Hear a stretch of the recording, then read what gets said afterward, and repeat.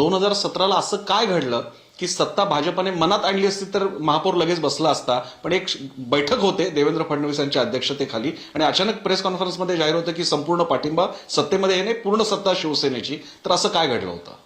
असं होतं की 17मध्ये आमचे 82 आले, त्यांचे 84 आले आणि अर्थातच उर्वरित जे काही लोक होते त्या सगळ्यांची मी चर्चा केली आणि सगळ्यांची मानसिकता होती की भाजपचा महापौर बनवावा. त्यामुळे आमचं गणित हे जवळपास 119 ते 121च्या दरम्यान झालं होतं आणि जवळपास आम्ही कोणाला महापौर बनवायचं वगैरे विचारत होतो. दरम्यानच्या काळामध्ये एकनाथ शिंदेजी आणि मिलिंद नार्वेकर हे सातत्याने माझ्याशी संपर्क करत होते आणि मी त्यांना म्हटलं की बाबा चला, पण तुम्ही म्हटलं असं आहे की समजा आपल्याला एकत्रित यायचं असेल, तुमचं मत असेल तर माझी तयारी आहे. आम्हाला आज नाही तर उद्या महापौर द्या, चला महापौर नाही स्टँडिंग कमिटी द्या, काहीतरी. तर आम्ही 82 आहोत. ते थोड्या वेळाने फोन करतो म्हणायचे, मग परत फोन यायचा की साहेब नाही म्हणतात.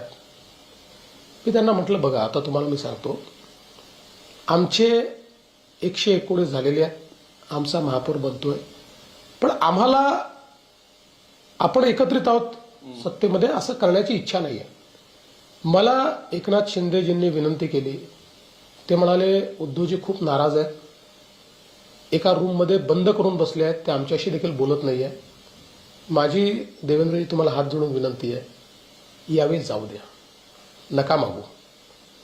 आणि मी त्या क्षणी निर्णय केला की ठीक आहे. मी 5-6 सहकाऱ्यांना पहिले बोलवलं, आशिष शेलार वगैरे सगळे जे आमचे इथले प्रमुख टीम आहे, मी त्यांना सांगितलं की अशी अशी परिस्थिती आहे आणि मला असं वाटतं की आपण मन मोठं दाखवलं पाहिजे आणि आपण त्यांना महापौर करू दिला पाहिजे. मग त्यांचं म्हणणं होतं की आपण काय घ्यायचं. मी म्हटलं मी तुमच्यासमोर प्रस्ताव ठेवतो, तुम्हाला मान्य असेल तर, कारण निर्णय तुम्हाला घ्यायचा, मी एकटा निर्णय करणार नाही. तर मला असं वाटतं आपण काहीच घेऊ नये, आपण बाहेर राहावं आणि मुंबईचे पहारेकरी म्हणून आपण काम करावं. आणि मग ते ठरल्यावर आम्ही एक मोठी बैठक बोलवली. त्यांनी लगेच मला होकार दिला सगळ्यांनी. अतुल होता, भातखळकर, अमित असेल किंवा मंगलजी असतील, असे सगळेच होते. मोठी बैठक आम्ही बोलवली आणि त्या बैठकीमध्ये हा विषय मी ठेवला आणि सगळ्यांनी एकमताने दुजोरा दिला.